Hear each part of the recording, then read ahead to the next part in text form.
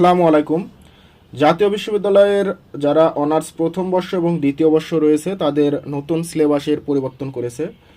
হঠাৎ করে এই পরিবর্তন যারা শিক্ষার্থী রয়েছে তাদের মনে প্রভাব ফেলেছে। তো আজকে জানিয়ে দেব কি পরিবর্তন করলো অনার্স প্রথম বর্ষ এবং দ্বিতীয় বর্ষের সিলেবাসে।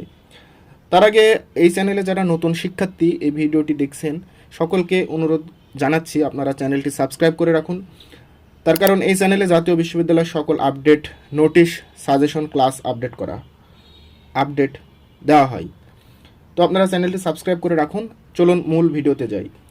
তো এখানে বলা হচ্ছে কি যে 2024-25 শিক্ষাবর্ষ হতে স্নাতক পাশ ও সম্মান প্রোগ্রামের সিলেবাসে প্রথম বর্ষে ইংরেজি, দ্বিতীয় বর্ষে কমিউনিকেটিভ ইংলিশ কোর্স অন্তর্ভুক্ত প্রসঙ্গে এখানে বলা হচ্ছে জাতীয় বিশ্ববিদ্যালয়ে পরিচালিত স্নাতক পাশ ও সম্মান প্রোগ্রামের সংশ্লিষ্ট সকল শিক্ষার্থীকে জানানো যাচ্ছে যে 2024-25 শিক্ষাবর্ষের সিলেবাসে প্রথম বর্ষে ইংলিশ এবং দ্বিতীয় বর্ষে কমিউনিকেটিভ ইংলিশ নামে দুইটি কোর্স অন্তর্ভুক্ত করা হয়েছে। কোর্স দুইটি সকল শিক্ষার্থী আবশ্যিক বিষয় হিসেবে অধ্যয়ন করবে।